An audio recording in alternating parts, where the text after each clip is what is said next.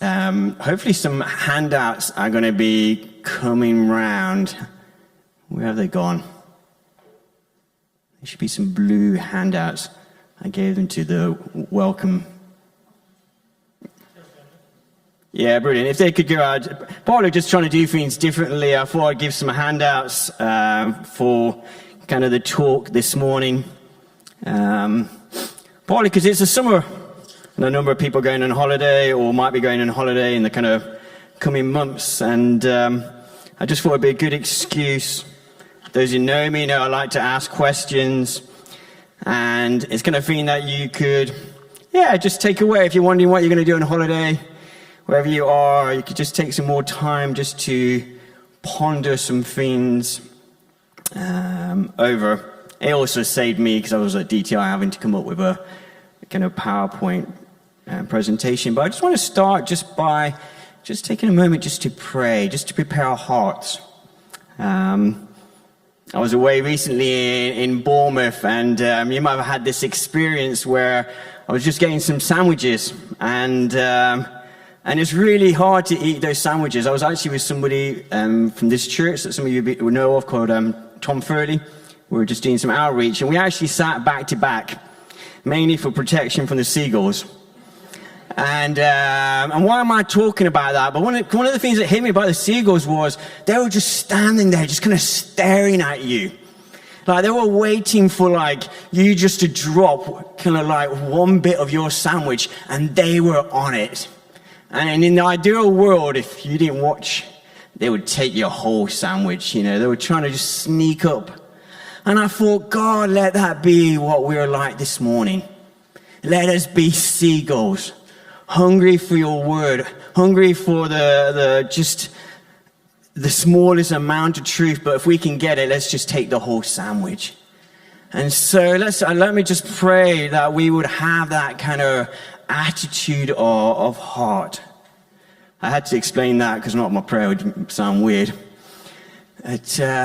God, just make us like those seagulls, fully focused with one intention of taking hold of some food that would nourish us and bring us life. God, give us that eagerness and anticipation of that, we pray. Amen. So hopefully this morning I will just throw out some pieces of bread that you can just grab on. But I encourage you, take the whole sandwich.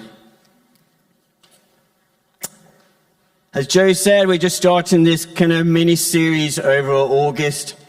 I'm going to share my story, share your story.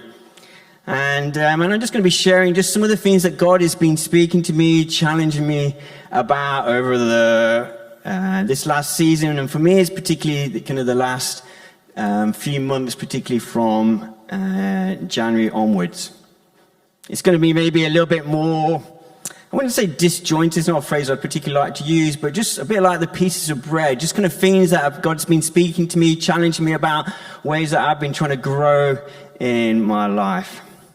And just to kind of start that off, I wanted a verse because I just wanted to anchor it in the Bible. And there's Psalm 84, verse 5. It says, "Blessed are those whose strength is in you, who have set your hearts on pilgrimage." It's a verse that's particularly powerful to me. Very few of you know, but engraved on the inside of my wedding ring is that verse.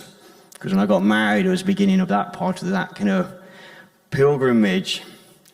And one of the things, again, my apologies if you're visiting, but one of the things we've been talking a lot about in this church, and we keep coming back to this church, is this idea that Jesus is inviting us on a journey.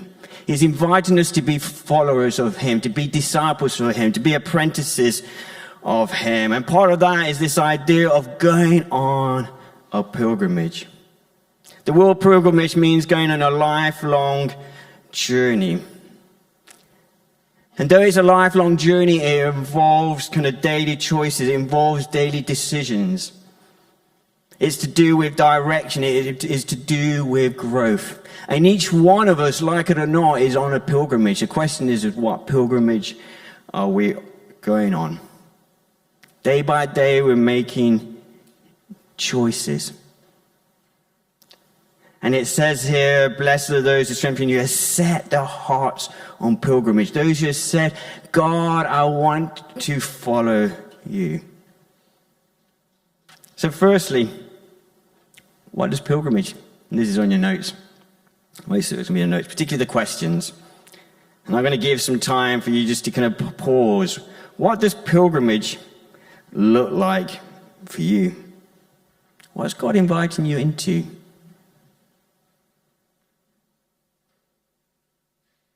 What does that look like for you? And it's more than just something that you're doing. And maybe some of you is just kind of doing life as normal. Some of you it might be kind of the preparing for, like me, getting the school uniform ready for next year. For some of you, I know, are going to university.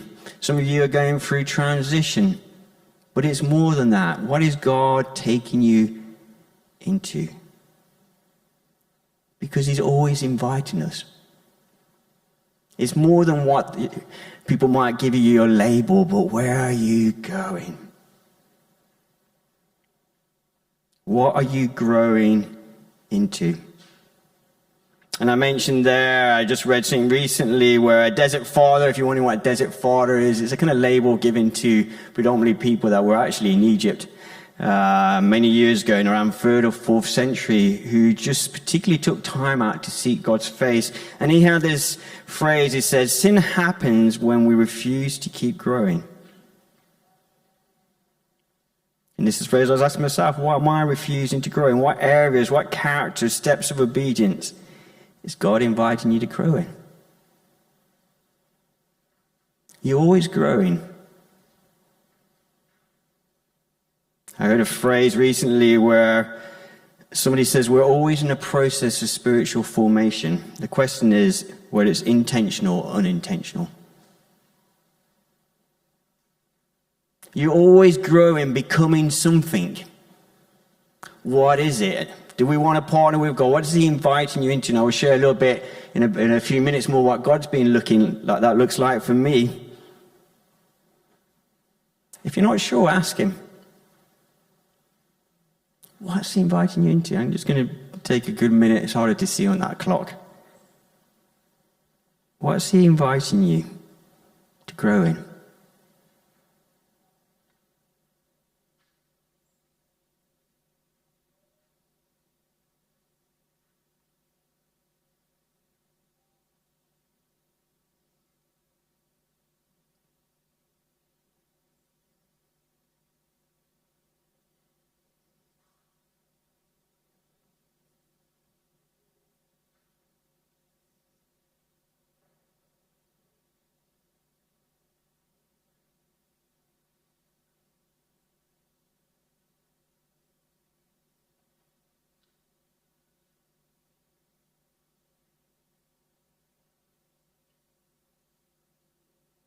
For some of you, that might be quite easy to answer. For some of you, that might be something you need to take away and just ponder about, and like I put on your handout, something that you might want to wall over or kind of talk through with your community. Sometimes in the small group I run, sometimes we have an evening and we ask that kind of question. You know, how are you falling more in love with Jesus? Or what's God inviting you into? See, that's what it means to follow Jesus. To be honest, even people that are not following Jesus are being shaped into something. We all are, intentionally or unintentionally. What is it that he wants to do? Secondly, in relation to setting their hearts on pilgrimage, as I was reflecting upon that, the easiest way of doing it goes back to an old song I just remember, which again, as those who know me know, I'm not going to sing it, but it's trust and obey. For there's no better way than to trust and obey. This is what pilgrimage ultimately comes down to: trusting God and obeying God. And for every new step of a pilgrimage following Jesus, we need new levels, steps of trust and obedience. That's why it's important to know what God's inviting us into, because then we know what we need to press into. I often was saying this the other day, and it's been in my mind the last month or so. If I obeyed more what I knew already, I'd be radically different. Some of the basic verses I learned as a child, I was just thinking through. You tend to learn the shorter ones because in my day you got prizes. Give thanks in all circumstances. Rejoice always. Cast all your cares upon him because he cares for you. I was like, man, if I believed and obeyed some of those most basic, maybe 7, 8, 9 verses I learned as a child, I would be so radically different. What does it look like for us to trust and obey, to go on that pilgrimage? And so I wanted to lay that kind of foundation as I share, and then I'm just going to share, and Claire is going to share, because we're going to be talking maybe in some ways about our kind of pilgrimage and what God's been taking us on. And hopefully you will learn some bits from that, but also that idea that you're on a journey. What journey are you on? How can you work with God to help you in that journey? And what does trust and obedience look like for that? And so as I think about myself, I'm just going to share this morning what that looks like for me, what God has been inviting me to grow in this year. And secondly, what are some of the practices that I've been putting into place to help me grow? One always needs some type of practice, some type of maybe discipline to help you change from where you are to go to where you want to go. If you're going to do a new way of doing something, you need something that's going to sustain and underpin that. And so I'm also just going to be sharing that partly as my journey, but also as God invites you to step into things. You've got to find out what practices are going to help you grow in those areas.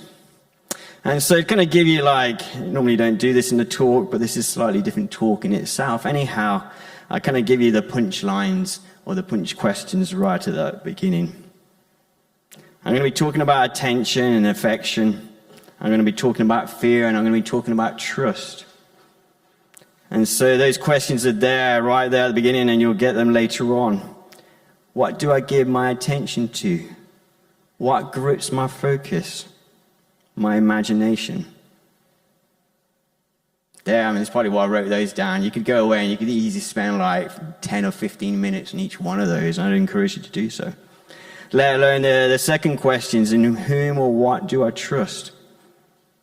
In what do I put my confidence and hope? If you're not sure, wait till something gets shaken and then see how you react. What do I fear? And for this is more than just my journey. I feel it's important for us as a church, as has already been mentioned. We're coming up to our 30th year of anniversary. And I've been reading the Old Testament recently, and these themes seem to come up again and again, right throughout what we call the Old Testament, the books about the books before Jesus came. This kind of concept where God is challenging them again and again. Where is your affection? They use this word a lot, idols. There's a lot of kind of phrases about fearing God.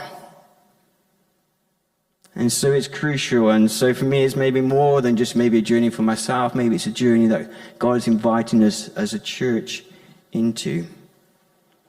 So to start off with, just this idea of kind of where do we give our attention? And I go back to a passage. I'm not expecting necessarily to remember. If you are, brilliant. But we did a passage about Luke 10. I did this the second Sunday of this year. And this is Luke 10, starting at verse 38. As Jesus and his disciples were on the way, he came to a village where a woman named Martha opened her home to him. She had a sister called Mary who sat at the Lord's feet listening to what he said. But Martha was distracted by all the preparations that had to be made. She came to him and asked, "Lord, don't you care that my sister has left me to do all the work by myself? Tell her to help me." "Martha, Martha," the Lord answered, "you are worried and upset about many things. But only one thing is needed. Mary has chosen what is better, and it will not be taken away from her." And ever since I kind of taught that talk, they often say that when you share, you teach, you have to go in deeper, and so it sticks more in your mind. And this is certainly for this one. I have not been able to get away from this all the last kind of few months.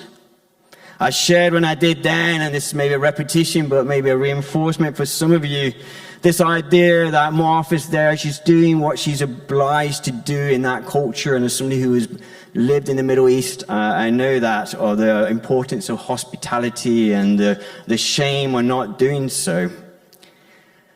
But Jesus comes to her and goes, Martha, Martha, you know you're in trouble when your name gets called out twice. And he's like, Martha, Martha, you're worried and upset about many things. And some translations say you're worried and upset, but actually the Greek behind those words, it says you're being pulled apart, you're being dragged away, you are being divided. It's really strong words. To paraphrase it, you're missing me. It's a bit like if I do a meal and I invite you around to my house and I get all this amazing food, but in all the rush and the hustle of doing that food, I kind of ignore you. You're like, what's this about? Imagine yourself in that scenario there. You've been invited to a meal, you're sitting at the table and the person's just rushing around, and it's like, what's happening here? But we so often do that. And so as I challenged in January, and I keep challenging myself, what is pulling me away? Why do sometimes I only live partially present to God? Where is my life fragmented? One of the things I enjoyed most about being at DTI was that the internet was rubbish there, wasn't it? That actually it meant that I couldn't get my kind of WhatsApp and all these other things. What is pulling our attention? What is distracting us? What is pulling us away from God? It doesn't necessarily have to be like this is good or this is bad, but where is our heart? I've been thinking about this because we talked about this a lot in church, and this links into what is forming me. See, what I give my attention to and my focus to will ultimately begin to form me. To give you a basic example, even just the way you speak. You know, as soon as I know when my kids have been watching certain programs, just sometimes the lingo or the accents they begin to pick up. See, who you hang out with begins to shape you. What does your life revolve around? What's my life revolve around? And you could say there's a lot of different things. I often know my life revolves around work. And I could say that's important. And my life revolves around my family, picking up kids, dropping off kids. Some of you can associate with that or remember that, or you have no idea what I'm talking about. And these are all things, necessary things. But how can we rearrange our lives to go more and more around Him? One of the things I've started literally so some of the stuff is old, but even in the last few weeks as part of that is I'm trying to create a rhythm of just connecting with God 3 times a day. Morning, lunchtime-ish, evening. Some days it's been good, some days it's been great, and other days I've failed quite badly at it. But I wanted to begin to do that. What is my life centered around? I know I'm throwing out a load of questions to chew over. One good thing would be ask some of your family or some of your friends, what do you talk about the most? Look at your bank balance, look at your time. Some of these things give some aspects of indication. Where is our heart? We sang a song this morning which I'd thought about kind of playing, but it was nice because it got played anyhow. Jesus, there is no one like you. It's a lovely song, isn't it? It's lovely singing it. My question as I am myself is, do I really live that? Is there no one like you? I know the right answer. But is that reflected in my life? Like, there's no one like you. Nothing compares. It's like, if that's true, why shouldn't our best time and our best energy be poured out upon him, is my question to myself. Why is my default so often? It was football a few months ago, now it's catching up in the Olympics, and I'm not saying that's bad. But where is my true affection if I have a limited amount of time and energy at times?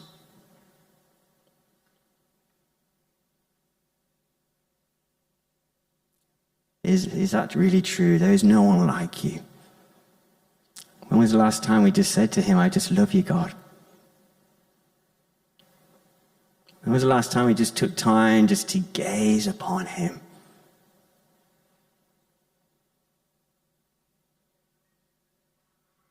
He's beautiful. There is no one like him. Maybe just take a moment.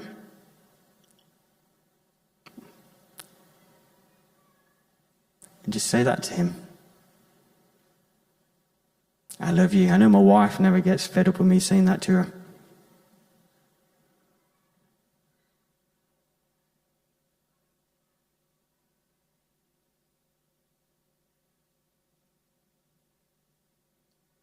Maybe you're here and you don't know what I'm talking about.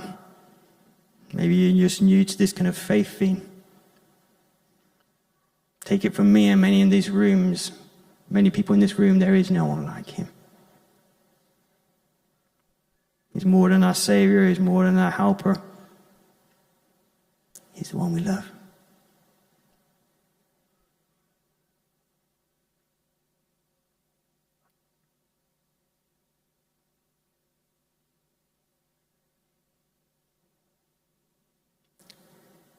If you're not sure what God's inviting you to grow in, maybe I'd suggest no better thing to aim towards than falling more in love with Jesus.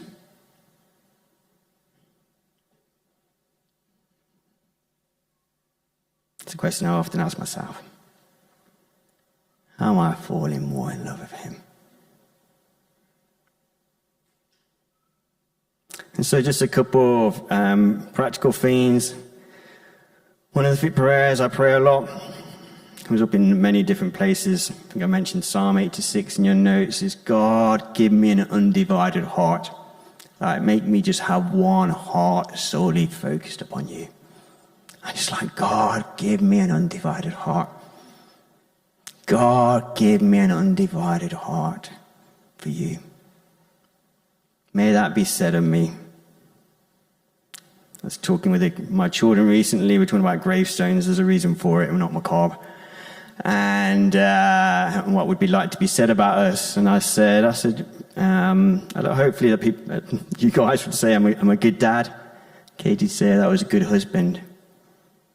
But I said it on my gravestone, I hope it'd be true to say he pursued God.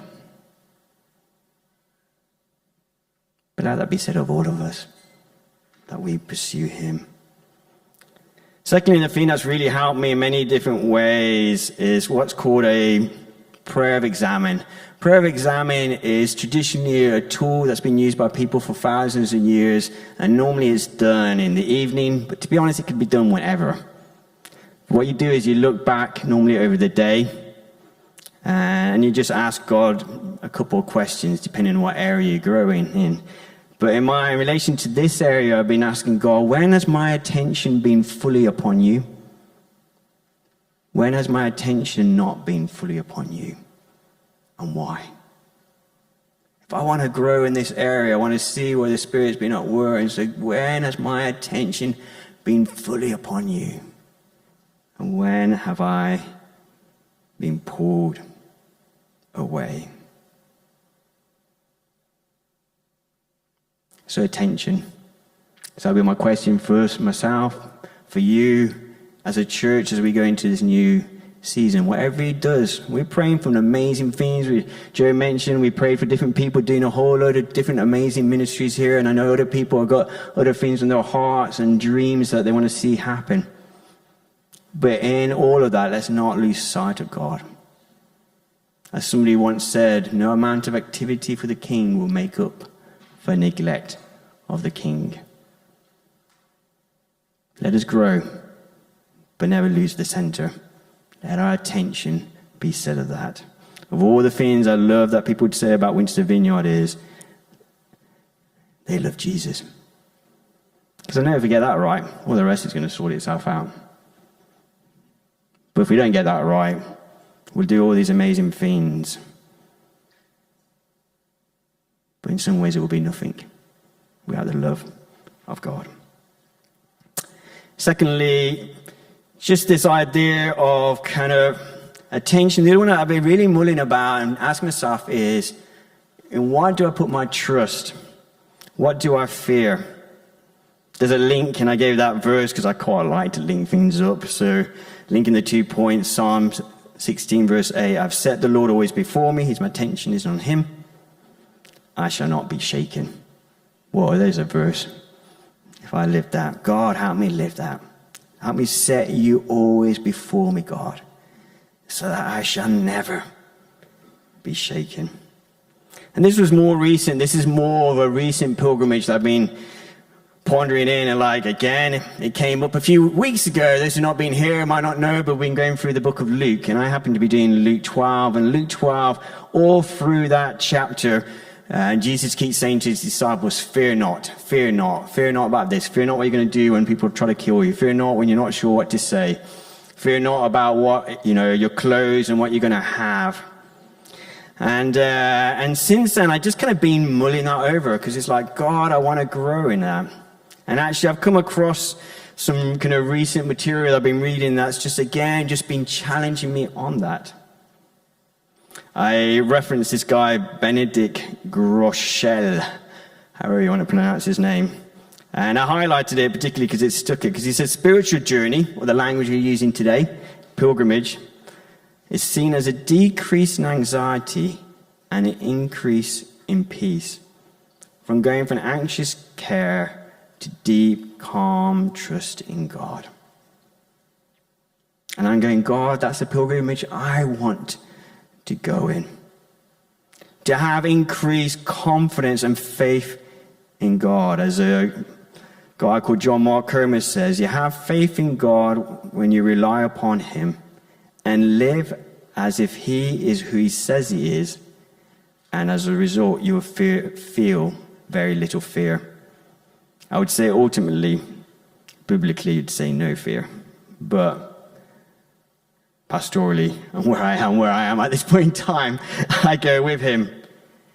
And he also said, to have faith in God is not to trust that everything will work out perfectly, but rather to trust that no matter what happens, even in our deepest fears come true, we have God, and he is enough.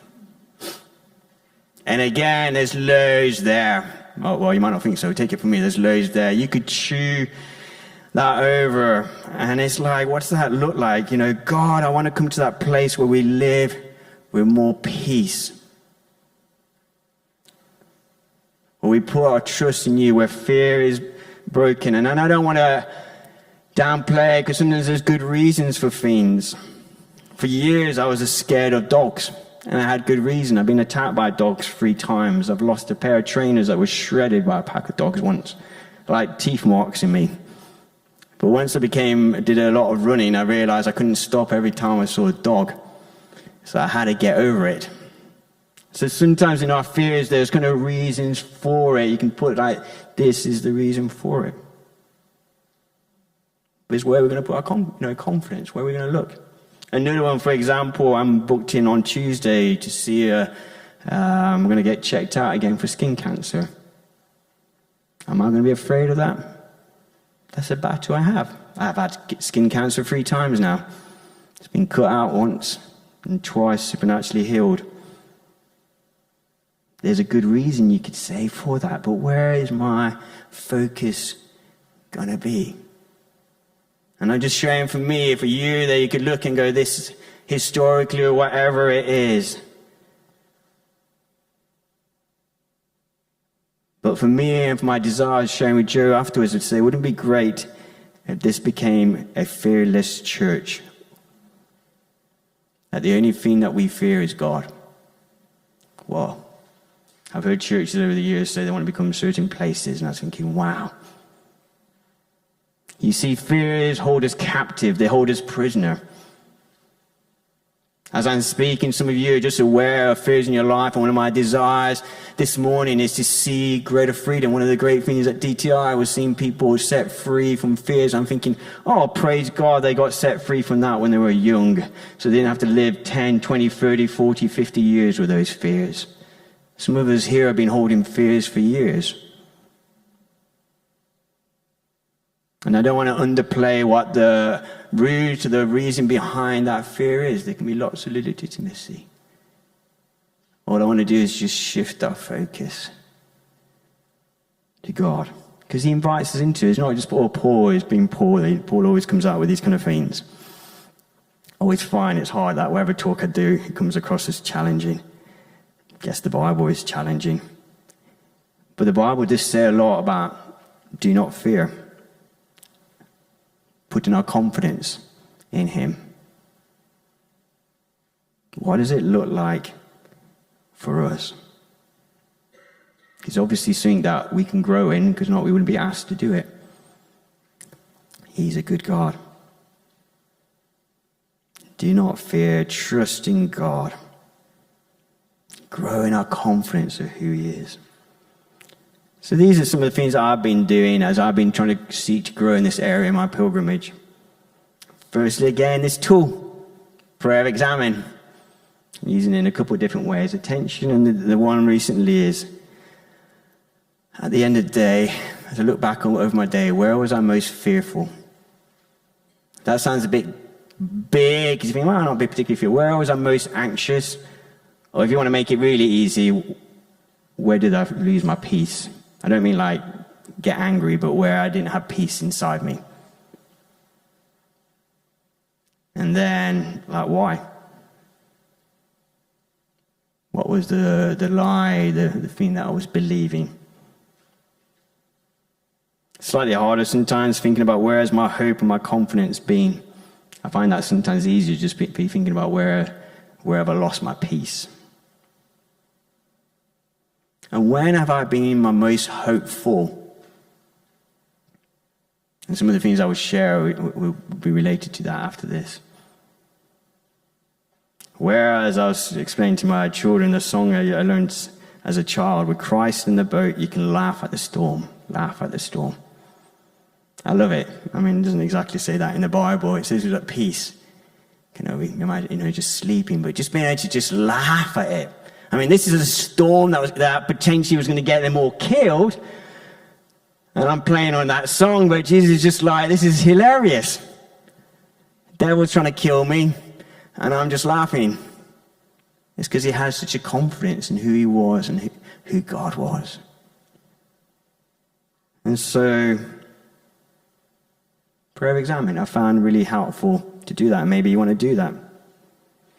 The other thing which I've learned from experience, and I see this again and again in the Bible, because this is not common to us. Every generation has had different fears, put their confidence in different things, and forgotten God in the picture of it. This is why these 2 points are so linked, attention and fear. It's really all to do with where you put your focus. And so one of the things I try to do is just call things to mind. There's a famous verse in a book called Lamentations. It's pretty much the only verse people know in that book, because it is the most cheerful of books, Lamentations. And it says, yet this I will call to mind, and therefore I will have hope, because of the Lord's great love. And it goes on and just shares a few of the bits. I will call to mind. And I'm like, God, as I want to begin to grow and just fearing you alone, what do I need to call to mind? What promises, what verse, what attribute, what name of God do I need to call to mind? And it might be something it just brings back, or it might give you a fresh revelation, just to give you a very quick example. Over the last kind of month or so, I've been thinking about some of my relatives, and some of them are getting older, and some of them sadly beginning to get some early signs of dementia, and they're not following God. And I was like, God, how can I get through to them? And it wasn't spoken on, but I knew that actually Nigel was doing the end of Luke. And in the end of Luke, you find that Jesus is quite good at going through wars. And I felt like God said to me, I'm the God who can go through wars. I was like, wow, yes. And I meet people where they're at. And so that I've been holding on to in relation to my relatives, that's given me fresh hope. He is the God that can go through wars. And the other one is a well-known verse in James where it says, the prayer of a righteous man, a righteous person, is powerful. And it comes across nicely in some other translation that says, availeth much. I don't know exactly what that means, but I kind of like the feeling of that. That it kind of accomplishes something. And I've known that verse for years, but it's one I've been going back to again and again. You're the God who can go through wars, and my prayers have an effect. You're the God who can go through wars, and my prayers can have an effect. And it's beginning to release fresh hope and expectation into those situations. That's me. What does it look like for each one of us in the areas that we need to do? What do we need to call to mind? Just quickly, because time is going. The third thing that's helped me on this is just the practice of gratitude. The more we practice gratitude, acknowledge God's goodness, His generosity, His power, the more we acknowledge what He's done in the past, we begin to believe it for the present, and we begin to believe it for the future. That's why a lifestyle of gratitude and one of hope is so closely connected. Theologians, those people that like to study the Bible in greater depth, sometimes define hope as the confident expectation of coming good based on the person and promises of God. Confident expectation of coming good based on the person and promises of God. That's why it's good to go back to some of those themes, some of those verses, some of those attributes of God. And I'm sure I will forget over a period of time as I come back and go, yes, you're the God who goes through wars, and you're a God who answers prayers. I will change. He will change things.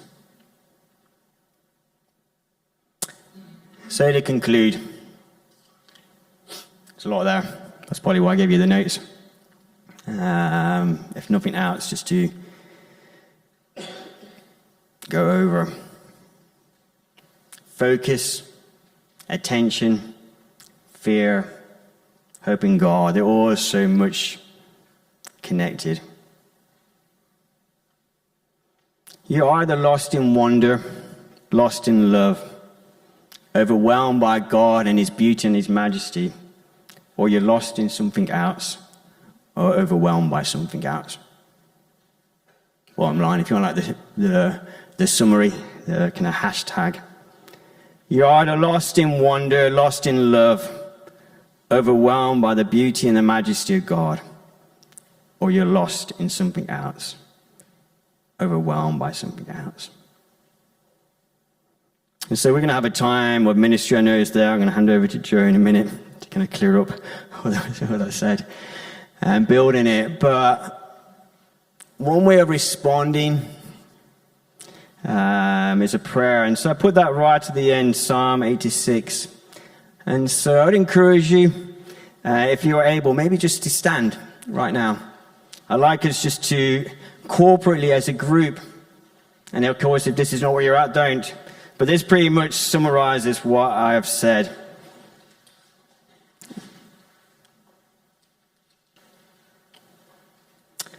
So this is always tricky when you're trying to line it up. So ready? Teach me your way, Lord, that I may rely on your faithfulness. Give me an undivided heart, that I may fear your name. I will praise you, Lord my God, with all my heart. I will glorify your name forever. For great is your love towards me. You have delivered me from the depths, from the realm of the dead. So let's just pause. I'm going to hand over to Joe. We're But just pause. I've said a lot of many things. I've asked many questions. Ask the Holy Spirit what He's drawing your heart to, particularly out of that. To use the seagull analogy again, what particular piece of bread or two does He want you to gobble?